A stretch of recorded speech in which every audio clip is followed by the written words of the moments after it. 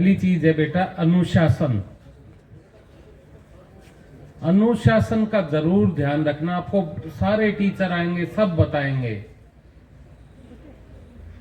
इस चीज को आपको आत्मसात करना है बेटा। इस चीज को अपने जीवन में जोड़ लेना है।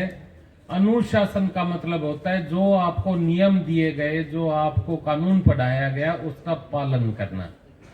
कभी भी कानून से या नियम से बाहर नहीं जाना। जैसे आपका स्कूल का टाइम होता है, आप टाइम से पहले आते हो, स्कूल में लेट नहीं आते, वही अनुशासन है। जो आपको बताया जाता है उस हिसाब से आप काम करते हो, ये अनुशासन है। आप माँ बाप की, भाई बहनों की इज्जत करते हो, ये अनुशासन है। अनुशासन आपके अंदर होता है। और ये क्यों जरूरी है, मैं आपको एक आधी छोटी सी कहानी से भी बता देता हूं। आप में से किसी ने ध्रुव तारे की कहानी सुनी है? किसी ने सुनी है तो हाथ ऊपर उठाओ। हाँ, एक दो बच्चों ने सुनी है, शाबाश बेटा। डाउन कर लो, डाउन। एक पुराने समय की बात है। एक बहुत बड़े राजा थे और उनके एक बेटा था ध्रुव नाम का। वो ध्रुव के एक सौतेली माँ भी थी, यानी राजा की रानी थी एक, जो कि उससे बड़ी ईर्ष्या रखती थी उस बच्चे से। और इतनी ईर्ष्या रखती थी कि वो उस बच्चे को अपने पिता की गोद में भी नहीं बैठने देती थी। एक दिन वो अपने पिता की गोद में बैठने लगा तो उसको उसकी गोद से उतार भी दिया, राजा की गोद से। इतना बच्चे के साथ भेदभाव करती थी। तो ध्रुव ने सोचा कि मैं इस बारे में भगवान से ही बात करूंगा, भगवान से ही मैं इस बारे में शिकायत करूंगा। और ध्रुव अपने मन में एक कड़ा निश्चय करके और अकेला ही जंगल की ओर तपस्या करने चल पड़ा। छोटा सा बच्चा था। वहां जंगल में वो चला गया और जाकर एक स्थान पे खड़ा होकर, एक टांग पे खड़ा होकर उसने तपस्या शुरू कर दी। खाने के लिए शुरू में वो कंदमूल खाता था। बेटा, कंदमूल होते हैं कोई, ये जो जड़ें होती हैं पौधों की, पत्तियां, ये। बाद में उसने वो भी बंद कर दिया, पानी पीना भी बंद कर दिया। सिर्फ उसके मन में ये था कि मैं भगवान जी की तपस्या करके भगवान जी से ही अपना दुखड़ा रहूंगा, शिकायत करूंगा। जब वो कई महीने तक ऐसे करता रहा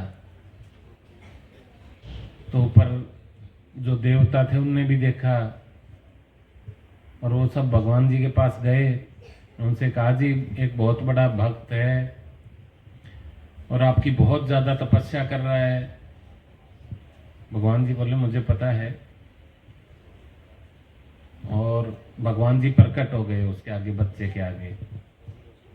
उसका अनुशासन देख के, उसकी तपस्या देख के, उसकी लगन देख के वो बोले कि ऐसा तो कोई तपस्वी होता ही नहीं। प्रकट हो गए। उनके प्रकट होने के बाद भी वो इतना ध्यान में मगन था ध्रुव की, उसने ध्यान नहीं दिया भगवान जी के लिए। फिर उनने धीरे से उसका नाम पुकारा ध्रुव का। तब उनको पता चला ध्रुव को कि ये तो भगवान जी हैं, खुद आए हैं। तब उसने जो अपनी बातें करनी थी वो भगवान जी से साझा की और भगवान इतने खुश हुए उससे कि उसे आशीर्वाद दिया कि आपका स्थान हमेशा हमेशा के लिए अमर कर रहा हूं। आप इस जीवन के बाद आसमान में एक तारा बन के हमेशा चमकोगे। इसके बाद उनने ध्रुव को घर भिजवा दिया। वो अपने वापस चला गया।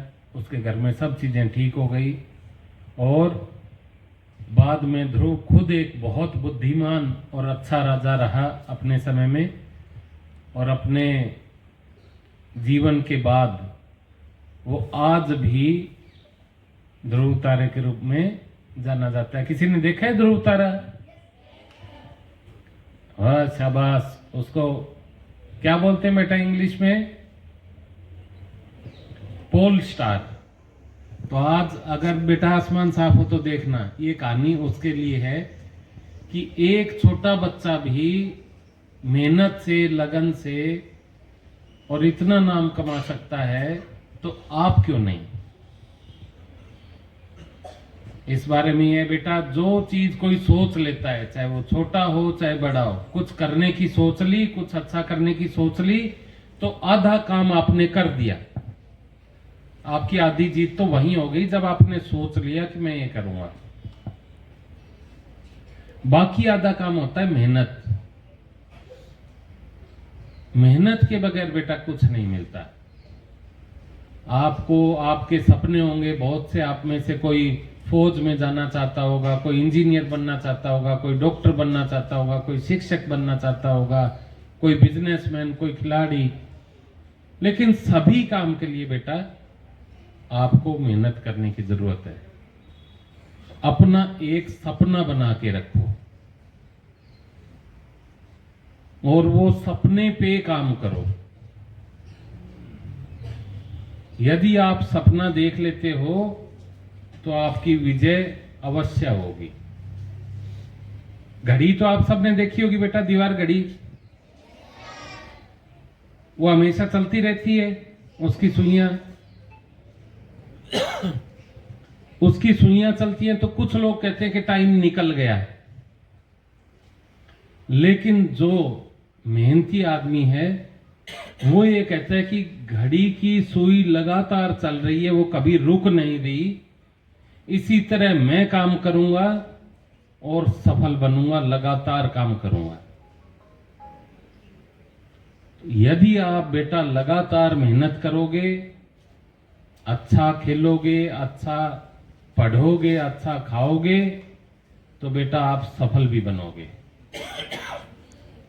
बस जीवन में बुरी चीजों से दूर रहना है और अपने बड़ों को भी सीख देनी है। मैं कह रहा हूं सीख देनी है, बच्चे भी सीख दे सकते हैं बड़ों को कि नशे से दूर रहें। बेटा नशा अपने घर में भी अगर किसी के घर में कोई करता हो, कहना है कि नहीं करना, गंदी चीज है, छोड़ो इसको।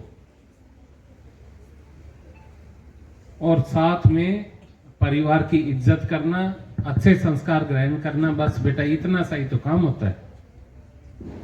बाकी तो तुम्हें खेलना होता है, खेल और पढ़ाई।